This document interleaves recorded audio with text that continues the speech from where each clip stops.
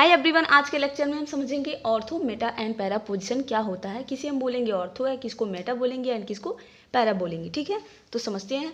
सबसे पहले हम क्या लेंगे, एक बेंजीन रिंग। तो यहाँ पे हमने एक बड़ा सा क्या बना दिया, बेंजीन रिंग बना दिया। ठीक है, ये क्या है, बेंजीन है।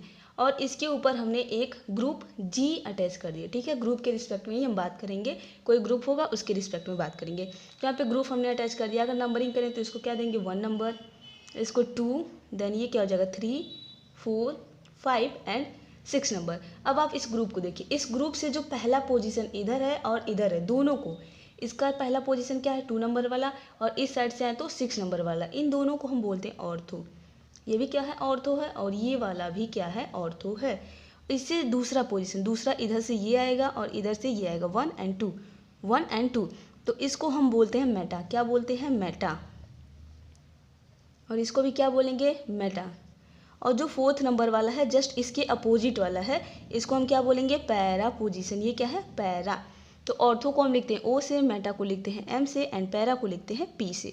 तो चलिए बताइए ऑर्थो पोजीशन कौन कौन सा है। तो हो गया हमारा 2 नंबर एंड 6 नंबर। यहाँ पे 2 है और 6 है। 2 और 6 हमारा कौन सा पोजीशन है, ऑर्थो है।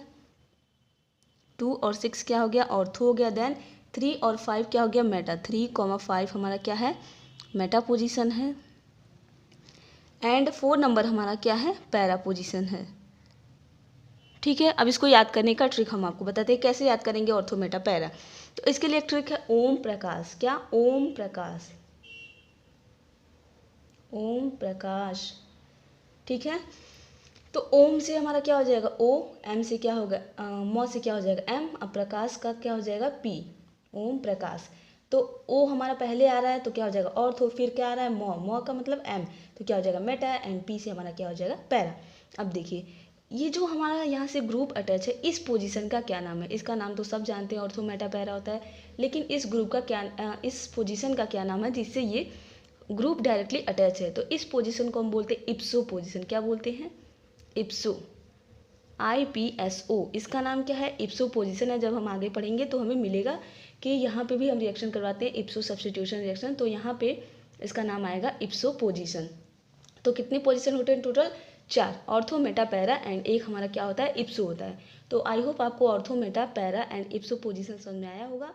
मिलते हैं नेक्स्ट लेक्चर में।